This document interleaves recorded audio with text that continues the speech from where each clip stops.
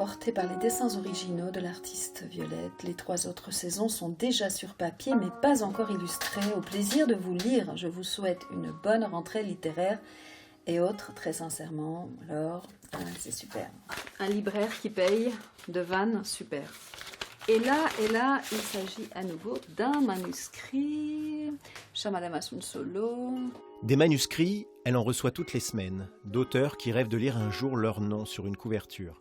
Mais chaque année, Isabelle Asunsolo n'en garde que 2 sur une centaine. Chacun aura quand même droit à sa réponse. Et je vais expliquer ce que j'aime bien, ce que j'aime moins et surtout pourquoi je ne les publierai pas. Ce qui est parfois frustrant, c'est vrai, et difficile et parfois je trouve ce métier un peu dur. Mes meilleurs amis aujourd'hui, ce sont mes auteurs, une quinzaine d'auteurs que j'aime par-dessus tout et qui m'envoient du courrier et pour moi c'est essentiel, le courrier. À l'origine, les éditions de Liroli éditaient des nouvelles, avant de se spécialiser dans le haïku, un genre de poésie originaire du Japon et en vogue ces dernières années. Isabelle publie entre 1000 et 2000 ouvrages par an. Ses lecteurs sont à Beauvais, Havane, à Tokyo ou Mexico. Et c'est toujours un plaisir pour moi de faire des paquets à l'étranger. J'aime bien faire des paquets. Bon, ça paraît incroyable, mais c'est 2 à 3 fois plus cher d'envoyer dans ma propre ville un colis avec un livre ou 2 qu'à l'autre bout du monde. Nous sommes très pénalisés par ce coût important qui parfois dépasse presque le prix du livre. Furuikeya kawazu tobikomu mizuno otto. C'est vieille mare, une grenouille plonge, le bruit de l'eau. Les haïkus sont des poèmes en 3 vers. Une sorte d'instantané du ressenti de l'auteur, sans jugement. Il en existe une version en prose, le haibun, qu'apprécie particulièrement Isabelle. Le confinement a été l'occasion de coucher quelques mots sur son carnet. Les pâquerettes dorment encore. J'entends une tourterelle. Son appel par temps gris.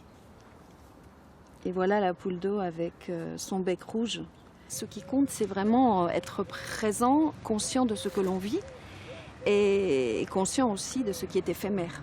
Parce que c'est un petit peu le point de départ du haïku, c'est la vie est courte, éphémère, et on peut très bien parler du klaxon de la voiture dans son haïku. C'est à l'occasion d'un salon du livre à Chantilly en 2004 que cette franco-espagnole a découvert le haïku.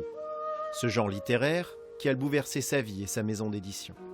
À travers lui, c'est tout le Japon qui s'est immiscé en elle, sa culture, sa langue, ses poètes.